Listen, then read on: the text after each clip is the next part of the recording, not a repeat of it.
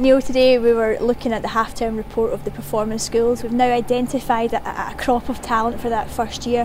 What are the Scottish FA doing to track that talent and to monitor the progression of the boys and girls? We're spending a lot of time on that. I think it's important not just to have them but to track them and also to benchmark them. We've got fitness tests, skills tests, psychometric tests, medical tests and physiotherapy tests. So we've generated a lot of data on the kids right now. As we progress, what will happen is that at regular intervals we'll do the tests again. We'll go up levels of tests so that we can monitor their progress right throughout the whole spectrum of their abilities. And I'm looking forward to looking at that data as the years go by. We actually don't know what good 12-year-olds or 13-year-olds can do in Scotland right now. We have some old data that's probably about 5-6 years old now that gives us certainly benchmarks on fitness. We've also got ones from Finland which can give us some kind of comparison with the skills tests. So what we're going to be doing is creating our own benchmarks so that we know in years to come exactly what good 12, 13-year-old, 14-year-old, 15-year-olds can do in Scotland. That will then allow us to then do comparisons. So right now we're just at the beginning of that. In terms of the system you're using, how did you go about choosing that particular system? What was the benefits of it? The system's called the Sports Office. It took us a long time. It took us 9 months to go through the whole situation of getting companies to come in, make bids, make presentations to us. It took us about 9 months, and I think the one that we've got really fits what we require. There's so many things that we can record, from coaching sessions down to school reports, down to parents' information.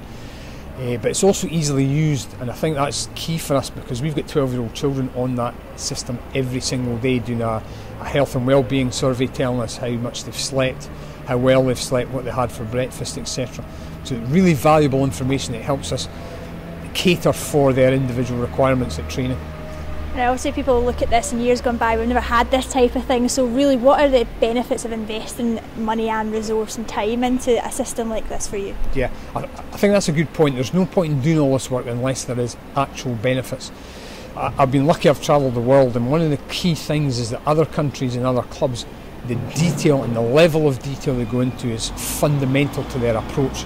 So without the detail, how can we tailor training sessions and long-term plans to players unless we have the information? So gathering the information is really valuable, but then we need to analyse it. I think it's really important that our communication with the parents and the children are really closely, week in, week out, even with the clubs. And I think with the system we've got, the parents and children have got access, so with a couple of clicks of a button they can actually see what's been happening with their child either next week or what they've been doing the previous weeks.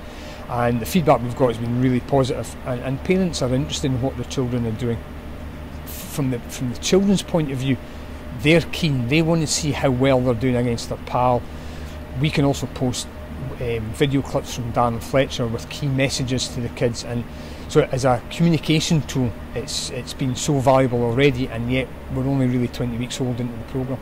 In terms of supporting your management of the 7 schools at the moment, you've also got 7 guys around the country taking their own sessions with their own group, looking at a curriculum that you've all set together, but they'll have their own styles and their own approach and their own challenges to face. So does this help you then manage to keep everybody going in the same direction? Absolutely. I think from my perspective, I've got 7 schools, 7 really good quality coaches. We have a national curriculum. How can I monitor that? And the only way really is through that system. The coaches put in their coaching sessions every single day, so that I know how many minutes they've spent on games, on conditioning games, on drills, on recovery, on skills conditioning, and it allows me to look at each school and see whether they're following the national curriculum and whether we're actually meeting any of the targets that we've set each other. So it's been really invaluable from that point of view.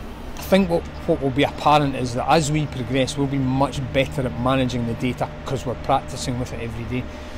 We have a full-time performance analyst based at Hampden. Now his job will be to look at the data, analyse and look for patterns, and he will be the one that will control that flow of data to give to me to allow me to manage. And I think as we progress we will get much better at using the system, and we certainly need to get better if we're dealing with 400 odd children.